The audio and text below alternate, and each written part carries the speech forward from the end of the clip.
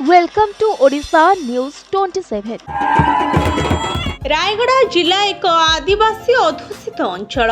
एही अंचल रे आदिवासी मानक पई 12 मासरे 13 पर्व पालन करा जाए। जमी रे हल करिबा ठारू फसल अमल जाए विभिन्न पर्व पालन करा जाय थाए। एमानकर अन्य एक मुख्य पर्व हेउछि मांडिया राणी, जहाकि श्रावण मासरे पालित होय थाए। जमी रे रोग पोक न लागिबा पई एहा काहे केउ आदिम कालरू प्रचलित होई आछे। संध्या समय रे धान ओ मांडिया चारा को जमीरु आनी घरे रखि थांती।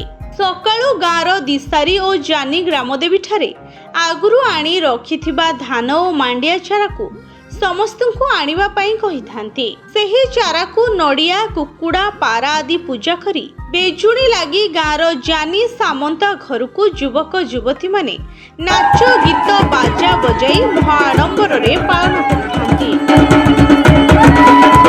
पूजा अर्चना परे शेष रे समस्ते निज निज चारा को नहीं पुणी थरे बिलरे रोई थांती।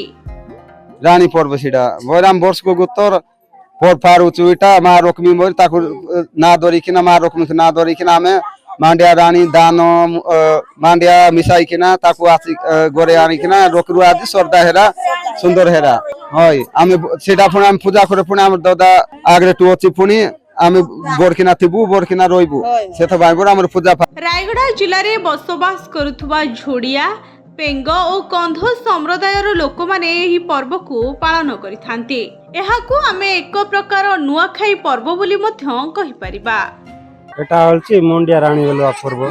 हां मांडिया रानी मांडिया केंति कोन एटा पालन कराते मांडिया रानी पर्व एटा बोले गुटे नुआ खाइला सिस्टम पुराटा में एटा जो कोला तासो मांडिया धानो मांडिया बुंदोटा जरिक आसबे पूजा कला परे तापर कुंडा डाडो मुडा डाडो सब आन करी खाइबे तापर एटा प्रत्येक वर्ष रे गुट तर हबो हमर ओडिया रे तो 12 मास 13 पूजा बोलवा कथा एंती अछि बोलवा कथा रेटा कला परे गोर गोर केटा जो मांडिया बुंदो अछि। टिकेरीरु स्वतंत्र प्रतिनिधि ऋषिकेश साहू रिपोर्ट ओडिशा न्यूज 27।